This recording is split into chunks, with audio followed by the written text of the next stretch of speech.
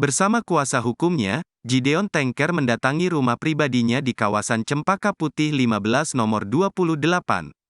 Rumah itu menyimpan banyak kenangan dan kebersamaan Gideon Tanker dengan Rita Amelia Beta, serta dua anaknya yakni Nagita Slavina dan Caca Tanker.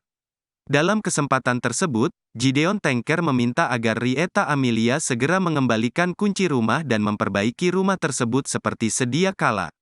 Sampai dengan hari ini kunci rumah tidak dikembalikan. Ada perjanjian juga bahwa selain harta bersama, kemudian rumah Cempaka Putih 15 nomor 28 ini akan direnovasi, ujar Erles Rareral, Selasa, tanggal 5 Maret tahun 2024. Permintaan yang sama juga pernah diucapkan Gideon Tanker kepada penyidik Polda Metro Jaya saat proses BAP sebagai pelapor kasus dugaan-dugaan pemalsuan surat. Di Pengadilan Negeri Jakarta Selatan, Om Gideon Tanker juga pernah bilang, "Yang mulia, saya minta rumah saya direnovasi, dikembalikan seperti sedia kala, jangan ditinggal sampai hancur tidak direnovasi," ungkapnya.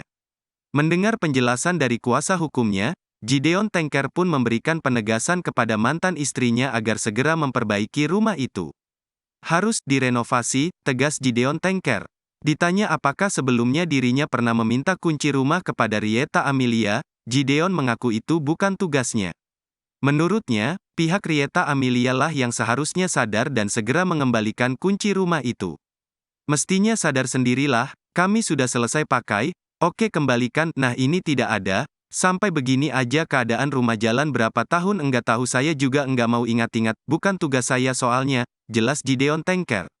Terkait banyaknya komentar dari publik soal mengapa ayah kandung tega menggugat anaknya sendiri, Gideon pun angkat bicara.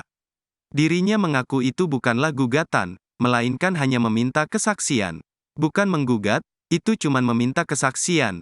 Jadi banyak yang enggak tahu, banyak yang enggak mengerti, ya cuman sampai situ pengertiannya, saya mesti bilang gimana kalau kalian enggak mengerti atau menilai dari sepihak aja, ungkap Gideon Tanker.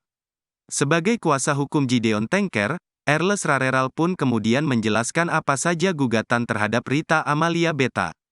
Tuntutan dari Om Gideon Tanker terhadap Rita Amelia Beta yakni poin pertama itu sebenarnya kembalikan rumah ini sedia kala, karena itu perjanjian.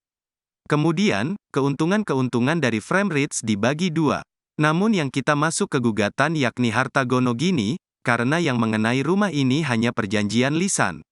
Kalau gono gini kenapa kita harus ajukan ke Pengadilan Negeri Jakarta Selatan karena harta-harta yang timbul saat Om dan Ibu Rita berkumpul itu yang kita minta.